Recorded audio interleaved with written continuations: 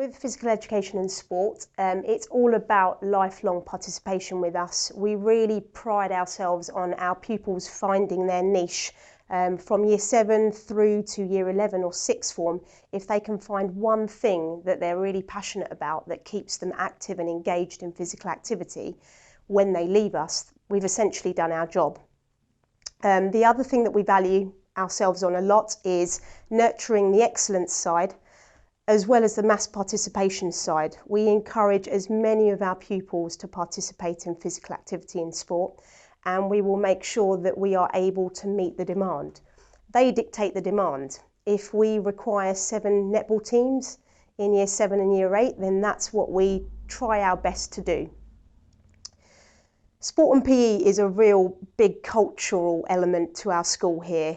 Everything we do tends to underpin the idea that PE and sport is so important for focus, for academic focus, for good sleep, but also the idea of really building resilience and confidence in our pupils, and to also understand how to deal with learning blips. So if they plateau, how do they then beat that plateau? How do they then find another way of developing and improving and flourishing?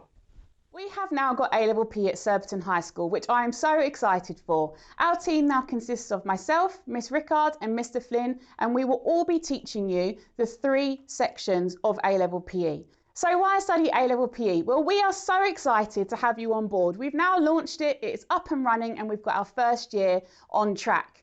If you want to evolve your GCSE understanding into A-Level, then it's obviously the ideal platform. However, you don't have to have had to study GCSE PE for you to access the A-Level PE. It is new topics. There are some content that is taken from GCSE PE, but because it has, that next step up, then you will find that it's not brand new to you. Everyone will be in the same boat. There are 2 papers, each have 3 sections, and both papers are worth 35%. So it is a huge chunk, 70% of your overall grade will be based on those 2 papers. The 2 papers consist of a variety of topics that could be new to you or you could have already seen before. Anatomy and physiology, movement analysis, sports psychology, sports development, social cultural, technology in sport. So if any of those sound appealing, then A-Level could be for you. The practical element is based on just one sport. So our criteria is that you are consistently partaking in that sport across the 2 years for us at Surbiton in the 18 and outside of school. The practical will be focused on a range of sports. However, you can also do the coaching aspect instead of taking part in the practical side. So if you feel that you want to go down the coaching route, A-Level PE also caters for that. In terms of moderation, it is internally moderated across the 2 years by the academic team, and then there will be an external moderator that will come in and have a look at you on that moderation day. Again, this is super exciting for us because this is a chance for you to showcase what you've got. We will prepare you and we will get you ready for that practical element. The next stage of the practical is that you have an NEA, a non-examined assessment. This is the coursework side. This will be embedded into the curriculum and you will have full support for this. The whole practical is worth 90 marks and it will be worth 30% of your overall grade. So it is important that we can maintain that standard and make sure we can guarantee that you've got 30% already before you go into that exam. So with our sports tours, they're something that we get really excited about and we plan quite extensively, and the process normally starts 1.5 years to 2 years before the tour goes ahead. So for those pupils that are year 10 and above, we've been to places such as Barbados for the netball, we've been to Argentina and Brazil for the hockey tour. We've also been to Malaysia and this year we were due to go to South Africa. In terms of the ski trip, we have a year 8 ski trip that runs annually and we tend to go off to America for our skiing.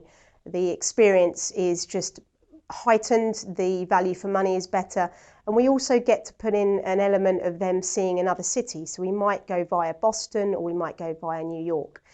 The whole point of these tours is they get to train, they get to compete, but we also immerse them in the culture of that country. We make a real effort to give them an experience they may not go and do themselves when they leave us. Why did I want to be a PE teacher? The sole purpose was I had two fantastic role models when I was younger and at school, and they happened to both be my PE teachers.